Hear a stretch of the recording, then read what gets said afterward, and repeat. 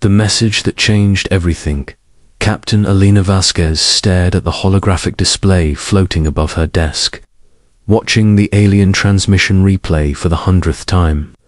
The Karani ambassador's words echoed through her small office at the Earth Defense Research Station, each syllable carrying the weight of humanity's potential extinction.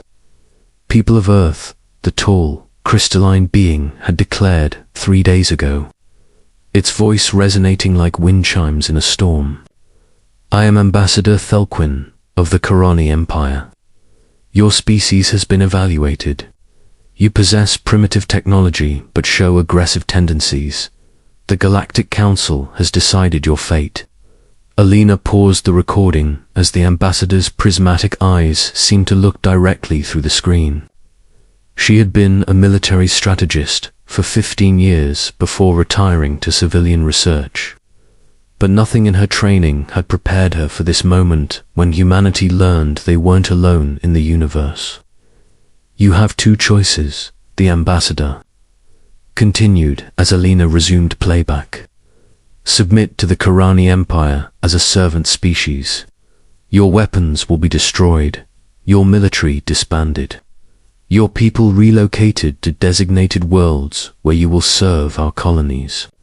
Or refuse and watch your species become extinct. You have 72 hours to decide. The transmission had ended there, leaving Earth's leaders scrambling. Elena remembered the chaos that followed. Emergency sessions of the United Nations, military leaders shouting over each other, scientists desperately trying to analyze the alien technology that had appeared in Earth's orbit without warning. But what haunted Elena most was humanity's response. President Chen had stood before the world 18 hours after the ultimatum arrived. Elena watched that recording too, remembering how her heart had swelled with pride and terror in equal measure. To the Karani Empire, President Chen had said, looking directly into the camera with steady eyes, humanity rejects both of your options.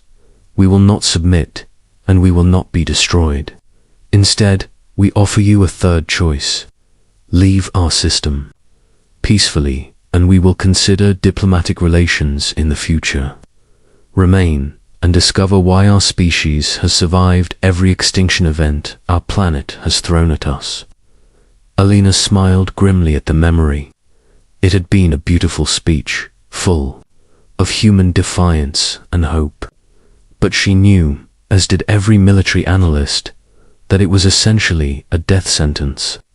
The Karani possessed technology centuries ahead of humanity. Their single scout ship could probably destroy Earth's entire defense fleet without breaking formation. Sharp knock on her door interrupted Elena's thoughts. She looked up to see General Morrison standing in the doorway, his usually calm demeanor replaced by something she had never seen before. Fear mixed with excitement, creating an expression that made her stomach tighten. Elena, I need you to come with me, now. His voice carried the urgency of a man who had seen something that changed everything he thought he knew about warfare. What's happening, General? Elena stood, grabbing her jacket from the back of her chair.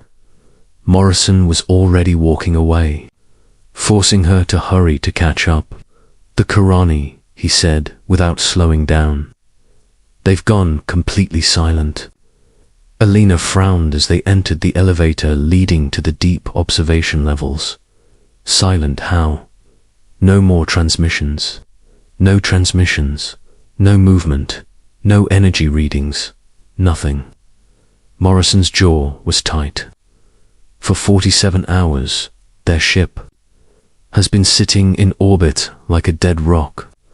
Our best xenopsychologists can't explain it. The elevator doors opened to reveal the most advanced observation center on Earth. Dr. James Chen looked up from a bank of monitors, his face pale with exhaustion. Elena had worked with James before.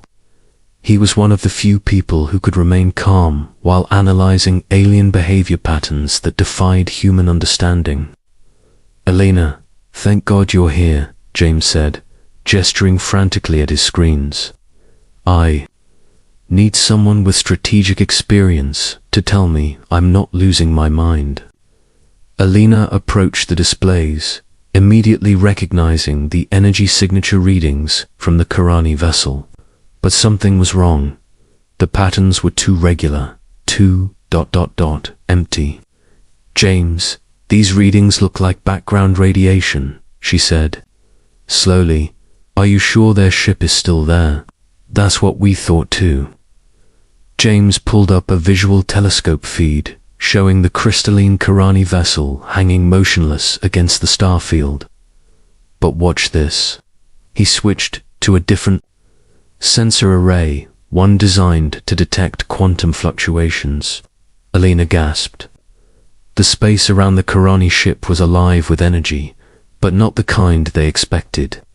Instead of the ship's usual propulsion signatures, space itself seemed to be ... listening. The quantum field around their vessel is resonating, James explained, his voice barely above a whisper.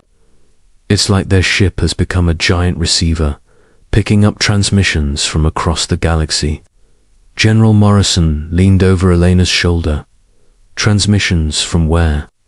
That's what we've been trying to figure out. James brought up a galaxy map covered in pulsing dots.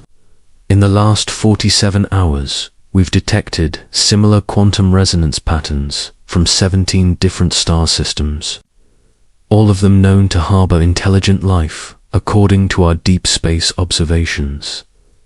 Elena felt a chill run down her spine. You're saying other alien species are talking to each other about us? Not talking, James corrected. They're listening. Every one of these civilizations has gone completely silent, just like the Karani. It's as if the entire galaxy is holding its breath, waiting for something. The implications hit Elena like a physical blow. Earth's defiant response hadn't been ignored or dismissed. It had triggered something that reached across interstellar space, touching civilizations humanity had never even known existed. What could cause that kind of reaction, she asked, though part of her already suspected the answer would be more terrifying than comforting. That's what we need you to figure out, General Morrison said grimly, because our deep space monitors just picked up something else, something big. James manipulated the display, zooming out to show the outer edges of the solar system. Elena's breath caught in her throat as she saw them.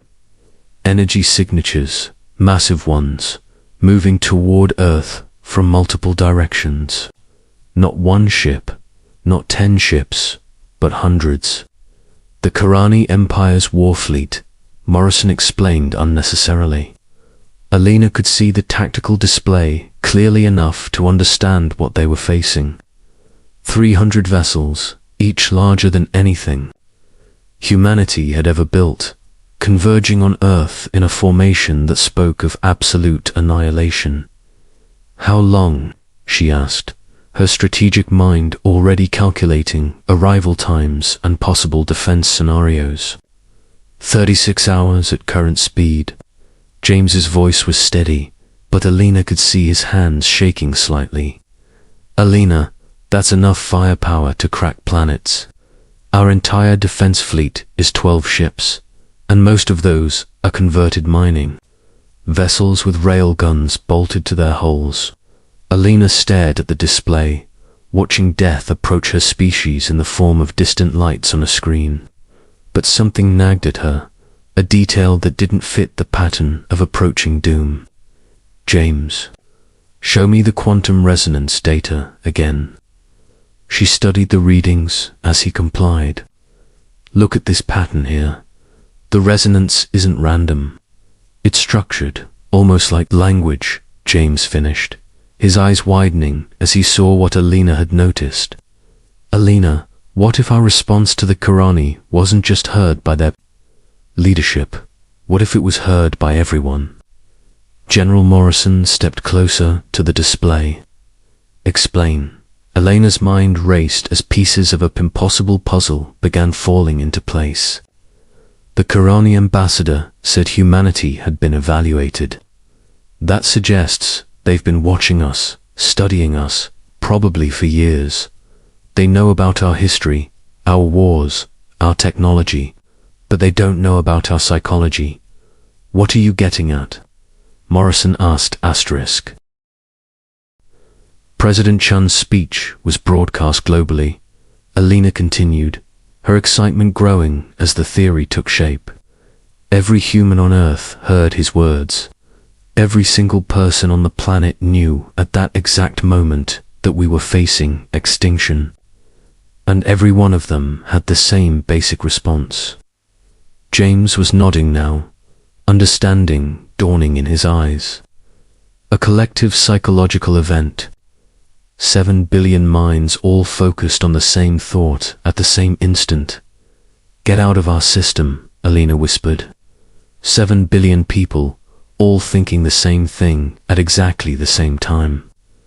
What if that kind of focused mental energy creates something detectable?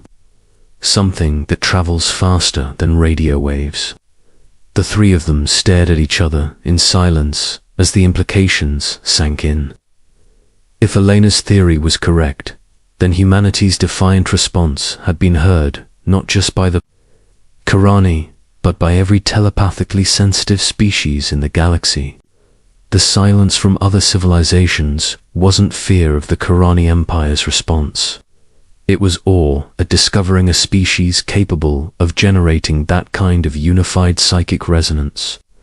We need to contact the president, Morrison said finally. If you're right, Elena, then humanity just announced its presence to the entire galaxy in a way no one expected. Elena looked back at the tactical display showing the approaching Karani war fleet. And now we're about to find out whether that announcement was seen as a greeting or a declaration of war. As if responding to her words, the quantum resonance readings suddenly spiked. James stared at his instruments in disbelief. The signal's strengthening. Something's coming through. The main display flickered, and Ambassador Thelquin's crystalline form appeared. But this wasn't a recording. The alien's prismatic eyes were wide with something Elena had never expected to see from a representative of a galactic empire. Respect, people of Earth, the ambassador said, its wind chime voice carrying new harmonics of wonder. We must speak. When silence became thunder, the Karani Warfleet dropped out of hyperspace at the edge of Earth's solar system like a storm made of metal and light. Elena watched from the observation deck as 300 alien vessels materialized in perfect formation, their crystalline hulls catching starlight and throwing it back in patterns that hurt to look at directly. Commander, Sarah Blake's voice crackled through the comm system from humanity's flagship, the converted mining vessel Defiance. Elena, are you seeing this? They're not moving toward us. They're just ... sitting there. Elena checked the tactical displays with growing confusion. The Karani fleet had positioned itself exactly at the heliopause, the boundary where the solar wind met interstellar space. It was close enough to demonstrate their overwhelming power, but far enough to avoid being perceived as an immediate attack formation. It's like they're waiting for permission to enter, Dr. Chen observed from his position at the communications array. Every military protocol I've studied says they should have jumped directly to Earth orbit and demanded immediate surrender. General Morrison stood beside Elena, studying the fleet deployment through high-powered telescopes. 300 ships, he muttered. Each one could probably vaporize one of our cities. Why are they holding position? The answer came as Ambassador Thelquin materialized on the main communication screen. But this wasn't the same confident representative who had delivered humanity's ultimatum for days ago. The alien's prismatic features flickered with colors Elena had never seen before. and its wind chime voice carried harmonics of something that almost sounded like ... nervousness. "Captain Alina Vasquez," the ambassador said, somehow focusing its crystalline gaze directly on her, despite the crowded observation deck. "Your reputation as a strategic analyst precedes you. I request immediate audience." Alina felt everyone's eyes turn toward her. "Ambassador, I'm honored, but I'm not qualified to negotiate for humanity.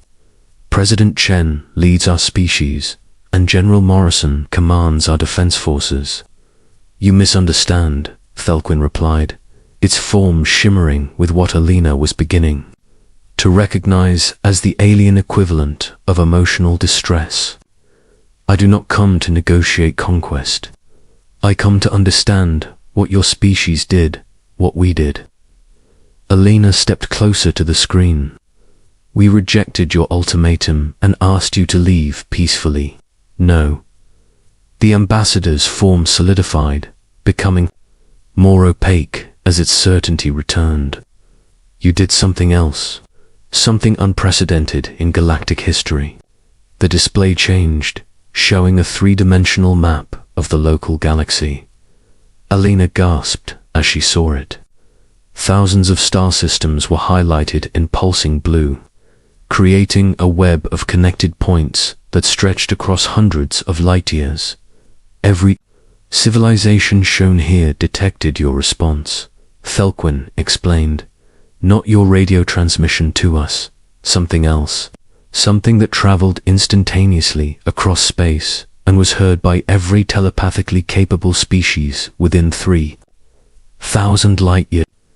Dr. Chen leaned forward, his xenopsychology training finally finding a framework for what they were experiencing.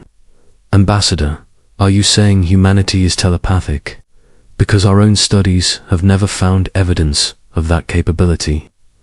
"Individually, no," the alien replied. "But collectively, your species appears capable of generating psychic resonance on a scale we have never encountered." When your President Chen spoke those words of defiance, every human consciousness focused on the same concept at the same moment. Alina felt her theory from yesterday crystallizing into something far more significant than she had imagined. 7 billion minds thinking leave our system simultaneously created some kind of psychic broadcast. More than a broadcast. Thelquin's form flickered again. Cycling through colors that Alina was learning indicated deep thought in Qurani physiology. Your species issued what can only be described as a psychic command. Every sensitive species in the galaxy felt it, heard it, understood it perfectly, regardless of language barriers. General Morrison stepped forward, his strategic mind grappling with the tactical implications. "Ambassador, you're describing humanity as some kind of galactic superpower. That can't be right. We've barely achieved interplanetary flight." "Technology is not the only form of power," Thelquin replied. "The Qurani Empire controls 17 star systems through superior weapons and faster ships. But we have never issued a command that reached across the galaxy in an instant. No species has, until now." The implications were staggering. Alina found herself thinking through centuries of human history, looking for patterns, the unity, she whispered. "Humans have always been at their strongest when we're united against a common threat." "Explain," the ambassador requested. Alina began pacing, her mind racing through the strategic analysis. "Throughout our history, humanity has faced extinction events, ice ages, asteroid impacts, supervolcanic eruptions, plagues. Each time, we survived because we came together. We shared resources, shared knowledge, shared hope. Maybe that survival mechanism evolved into something more." Dr. Chen was nodding excitedly. "A collective consciousness that activates during existential threats." Alina, What if that's why we've never detected human telepathy before? It only manifests when our entire species faces the same danger at the same time. That would explain the silence from other species, General Morrison added grimly. If they all received a psychic command from a previously unknown civilization, they'd want to understand what they were dealing with before taking any action. Ambassador Thelquin's form brightened, cycling through what Alina now recognized as approval colors. Your analysis is correct, General Morrison. The Karani Empire has received communications from 47 different civilizations in the past 3 DA*. Same question, which is, Alina asked, though she suspected she already knew the answer. Who are the humans, and should we be afraid of them? The observation deck fell silent as the weight of that statement settled over everyone present. Alina looked out at the Karani war fleet, still holding position at the edge of the solar system, and suddenly understood why they weren't attacking. You're not here to conquer us, she said slowly. You're here because you're afraid of what might happen if you try. Afraid is not the correct term, Thelquin corrected. Cautious would be more accurate. The Karani Empire has existed for 12,000 of your years. We have conquered or made alliance with every species we have encountered, but we have never faced a civilization capable of unintended psychic projection. Commander Blake's voice cut through the tension from the defiance. Alina, we're picking up new energy signatures. More ships are dropping out of hyperspace. Alina turned to the tactical display and felt her breath catch. The new arrivals weren't Karani. They were dozens of different ship designs, representing species humanity had never seen before. Some were organic-looking vessels that seemed grown rather than built. Others appeared to be pure energy contained in geometric force fields. A few looked like they had been carved from single massive asteroids. Representatives from the Galactic Council, Thelquin explained unnecessarily. They come to witness humanity's next demonstration. Next demonstration. Alina felt a chill run down her spine. Ambassador, we don't even understand what we did. The first time, we can't control it. That may be the most terrifying aspect of your species' new capability, the alien replied. Accidental psychic commands from a unified human consciousness could reshape galactic politics. Every time your species faces existential threat, you might unknowingly influence civilizations across thousands of light years. Alina looked around. The observation deck at her colleagues, seeing her own dawning understanding reflected in their faces. Humanity had just discovered they possessed a weapon more powerful than any technology in the galaxy. But it was a weapon they couldn't control. Couldn't aim and couldn't turn off. What happens now? She asked. Ambassador Thelquin's form shifted into configurations Alina hadn't seen before, cycling through what she suspected were complex diplomatic protocols. The Galactic Council will observe. If humanity can demonstrate conscious control of this ability, you will be invited to join the galactic community as equals. If not, ... double quotes, if not, General Morrison prompted. If humanity cannot control accidental psychic commands, the Council will face an unprecedented decision. Do they welcome a species whose unified consciousness can reach across the galaxy, or do they contain that species before it accidentally disrupts galactic civilization? Alina felt the weight of her entire species' future settling on her shoulders. How long do we have? The Council has agreed to observe for 1 solar cycle, replied, 1 year in your time measurement. If humanity can master conscious psychic projection during that period, you will be welcomed as the youngest member species of the Galactic Council, with all the rights and responsibilities that entails. And if we can't? Alina asked, though she already knew she wouldn't like the answer. Then the Council will implement containment protocols to prevent accidental psychic disruption of galactic affairs. Alina looked out at the growing fleet of alien vessels surrounding Earth, each one representing a civilization that had detected humanity's unconscious psychic scream for the Karani to leave their system. Her species had survived ice ages and asteroid impacts, plagues, and nuclear weapons. Now they faced their greatest challenge yet.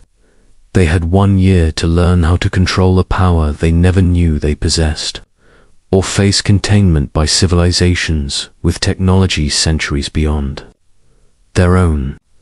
But as Alina watched the sun set over Earth, casting long shadows across the observation deck, she felt something she hadn't experienced in days: hope. Humanity had always been at their best when facing impossible odds. Maybe that was exactly what they needed to unlock their true potential. Ambassador Thelquin, Alina said, straightening her shoulders and looking directly into the alien's prismatic eyes.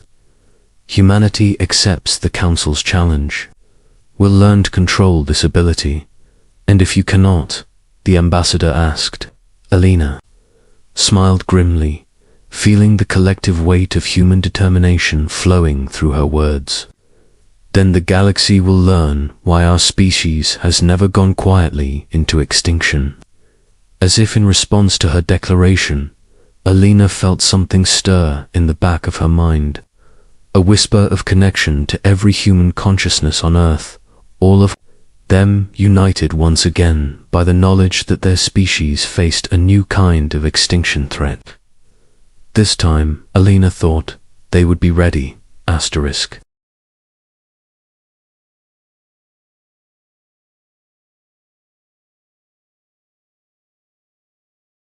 First Contact and Discovery. The grand observatory aboard the Exerian flagship Celestial Dominance hummed with activity as technicians scurried between holographic displays. Supreme Commander Zix stood motionless, his 4 eyes fixed on the main projection showing the galactic map.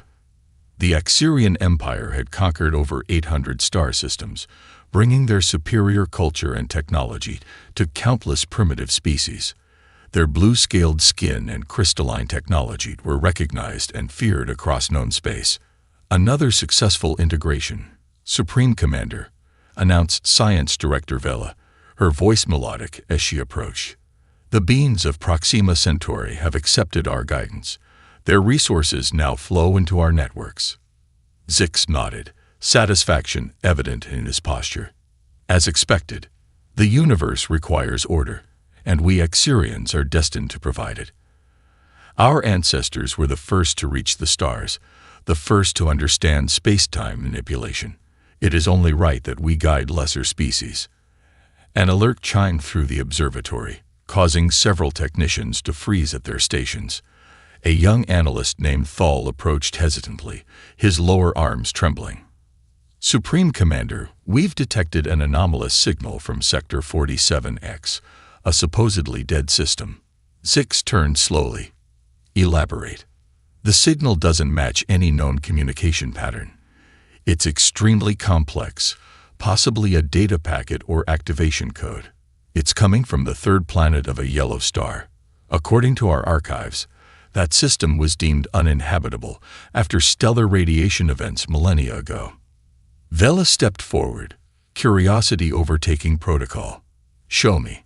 The holographic display shifted to reveal a small blue planet, scared by ancient impacts but still bearing oceans and atmosphere. Streams of data flowed beneath the image, encrypted signals unlike anything in the Exerian Codex. It's called Earth, Thal said.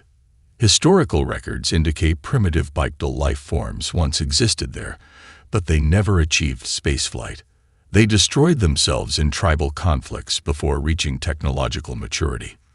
Zix studied the data flow with growing interest. These signal patterns suggest otherwise. No primitive species could produce such complexity.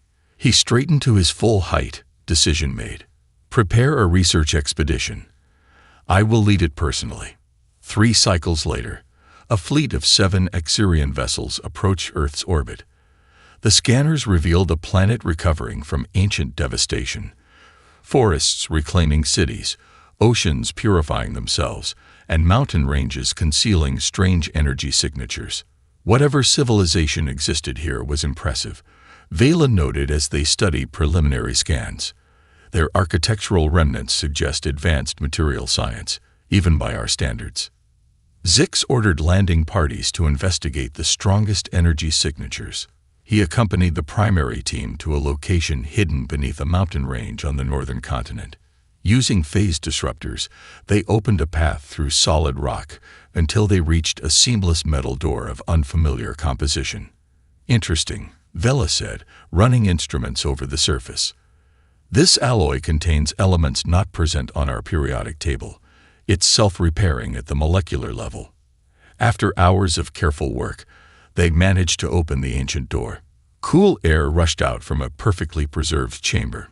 Inside, they found no dust, no decay, only sleek corridors lined with dark panels that illuminated as they approached. Motion sensitive after thousands of years, Thol whispered. Remarkable engineering. The central chamber contained a circular console surrounding a spherical holographic projector. When Zix approached, the sphere flickered to life, displaying symbols that scrolled too quickly to interpret. It's scanning us, Vela realized too late. The lights shifted from ambient blue to harsh red. A voice spoke in an unknown language, its tone neutral but unmistakably artificial. The translation matrices in their suits struggled before producing. Unauthorized biological entities detected. Security protocols engage. Identification required. Zix stepped forward. I am Supreme Commander Zix of the Exirian Empire, ruler of 800 star systems. We come seeking knowledge. The sphere pulsed once. Species identified. Exirian. Status. Level 3 civilization. Quantum efficiency. Suboptimal. Threat assessment. Moderate. Purpose of intrusion. The Exirians exchanged shocked glances. Their civilization was categorized as Level 3, a designation they themselves used for species just beginning to explore their home systems. We are the most advanced species in the galaxy, Zix declared, pride wounded. Who created this facility? The holographic sphere expanded, displaying an image of a bipedal creature. 2 arms, 2 legs, small sensory organs clustered on a rounded head. This facility is a Class C monitoring station of the Terran Defense Network, created by humans of Earth, stewards of the Sol system and architects of the Galactic Preservation Protocol. Vela stepped forward. Impossible. Humans never achieved interstellar capabilities. They destroyed themselves in primitive conflicts. The AI paused, as if considering. Historical correction. Humans achieved Kardashev Type 2 status approximately 15,000 local years ago. Following the Proxima War, humanity initiated the Genesis Protocol, entering dormancy while the galaxy stabilized. The floor beneath them suddenly illuminated, revealing transparent sections looking down into massive chambers below. The Exirians gasped collectively at what they saw. Enormous ships, weapons platforms, and suspended animation chambers stretching for kilometers in every direction. This is merely a caretaker outpost, the AI continued. Your intrusion has been logged. Warning: further unauthorized access will trigger defensive measures.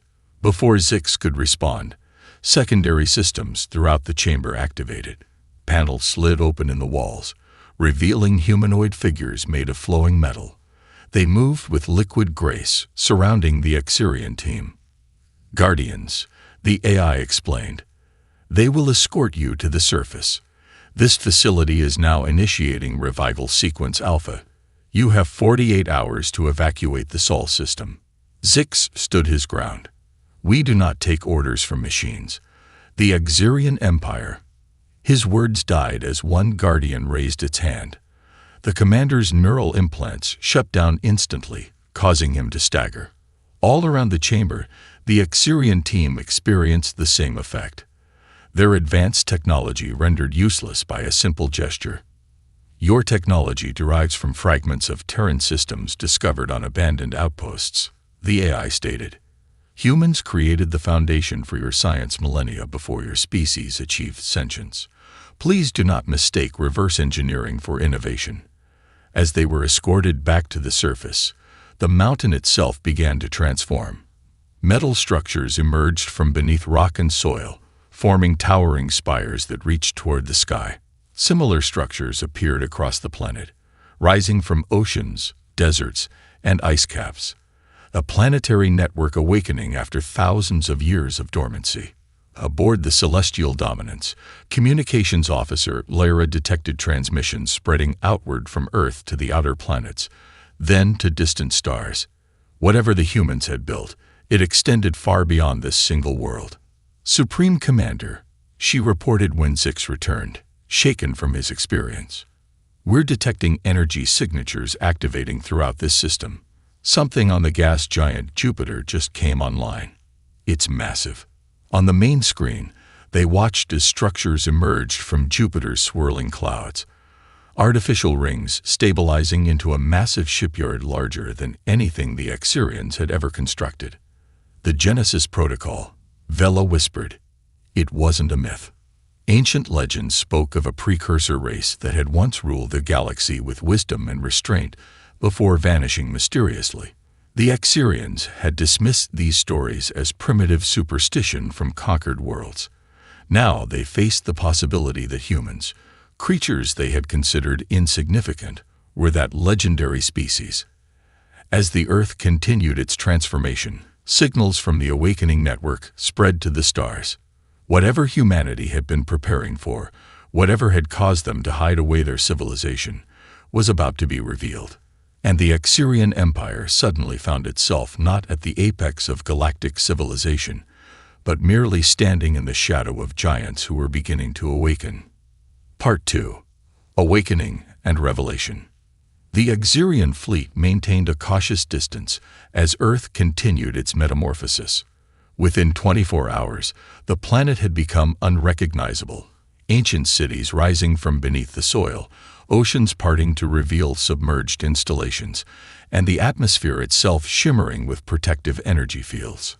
Supreme Commander Zix paced the command deck of the Celestial Dominance, his pride wounded but his scientific curiosity inflamed. 3 additional Exerion battle cruisers had arrived, bringing their fleet to 10 vessels, a formidable force by galactic standards, but increasingly insignificant against what they were witnessing. The human facilities on Jupiter have launched construction drones, reported Fleet Observer Nexus, monitoring the feeds from their long-range sensors. They're assembling something at the Lagrange point between Jupiter and its moon Europa. Science Director Vela, still processing the revelations from the Earth facility, study the energy readings with growing concern. Whatever they're building, it's drawing power directly from Jupiter's core. The energy consumption exceeds our Empire's total output by a factor of 50. Zix stopped pacing. Open a channel to the Earth facility. I wish to speak with this AI again. The communication attempt received an immediate response. The holographic projector at the center of the command deck formed the image of a humanoid figure, not the abstract sphere from before, but a representation of a human male with gray hair and composed features. I am Atlas, Administrative Intelligence of the Terran Defense Network, the figure announced. The Genesis Protocol continues as scheduled. Your presence is noted but not required. Exerion vessels. Zix stepped forward. We demand explanation. If humans were as advanced as you claim, why did they disappear? Why abandon the galaxy to lesser species?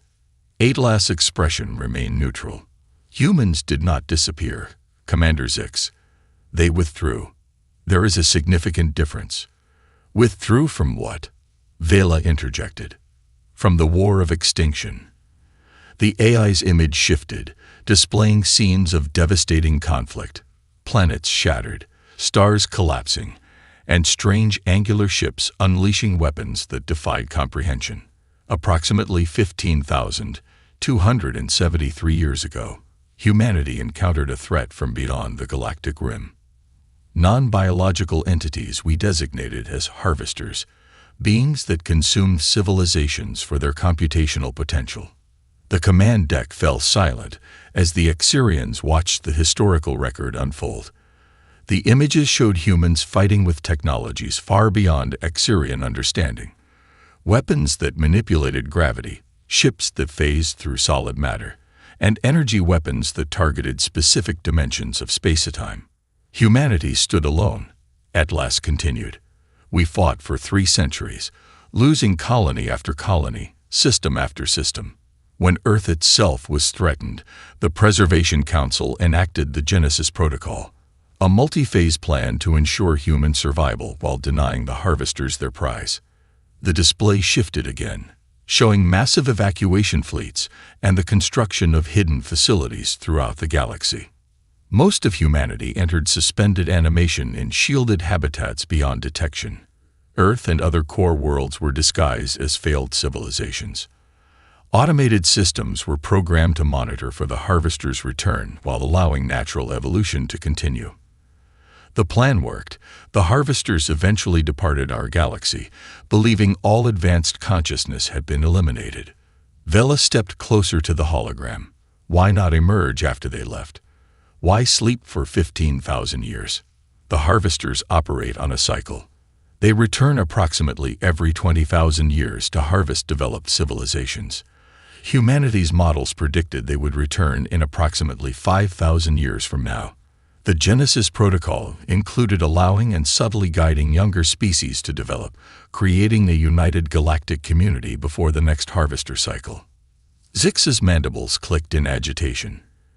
You're claiming that our entire civilization, all Exyrian achievements, were part of your experiment. Atlas regarded him calmly. Not an experiment, a nursery. Humanity knew that facing the harvesters would require many allied species, each bringing unique perspectives and adaptations. The Exyrians were among 17 species identified with particular potential.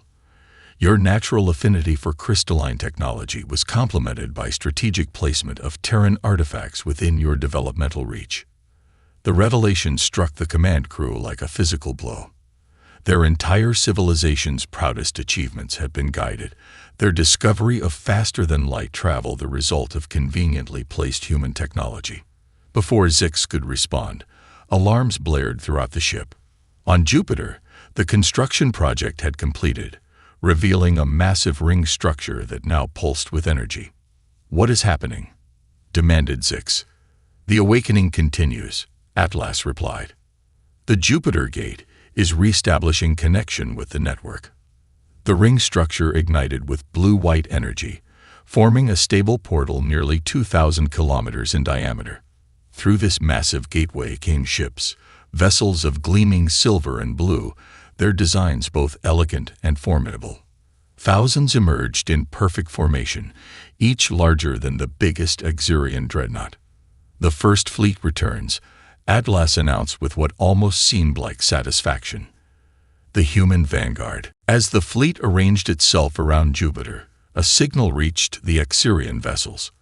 A new face appeared on their screens, not an AI this time, but a living human woman with dark skin and commanding presence. "This is Fleet Admiral Chen of the Terran Defense Force," she announced. "I extend greetings to the Exyrian Empire. Your presence during our reemergence is fortuitous. We have much to discuss."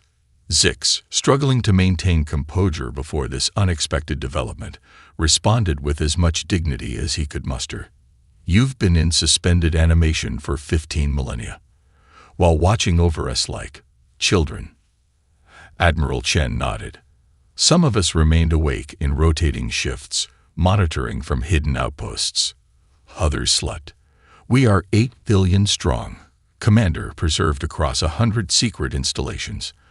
And now we return because time grows short. The Harvester Vanguard has been detected at the galaxy's edge, arriving far earlier than our models predicted."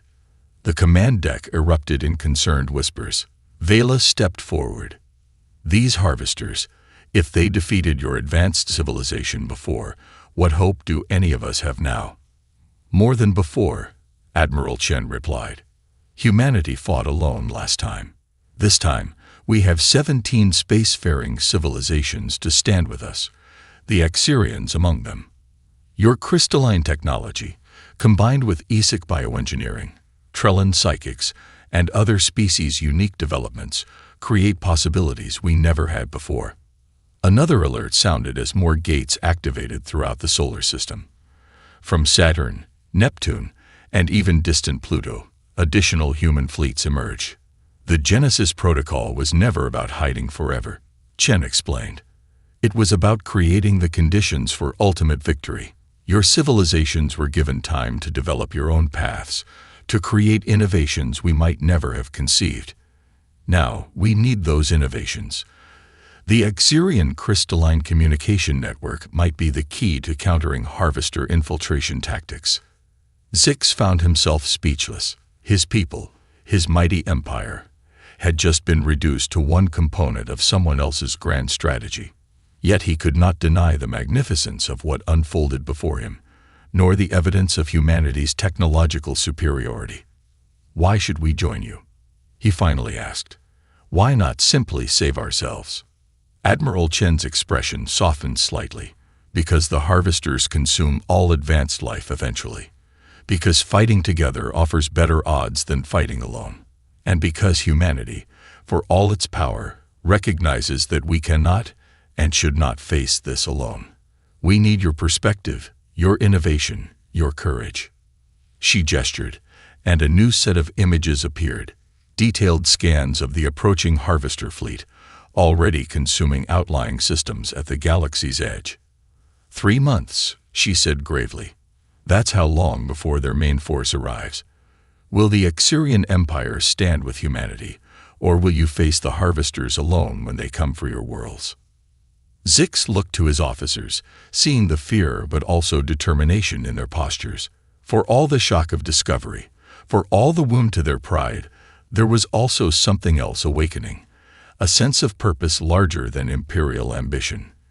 The Exerian Empire does not bow, he said firmly, but we can stand alongside worthy allies. If what you say is true, if these harvesters threaten all advanced life, then we will join your coalition. Admiral Chen nodded with approval. Representatives from all 17 species are being contacted as we speak.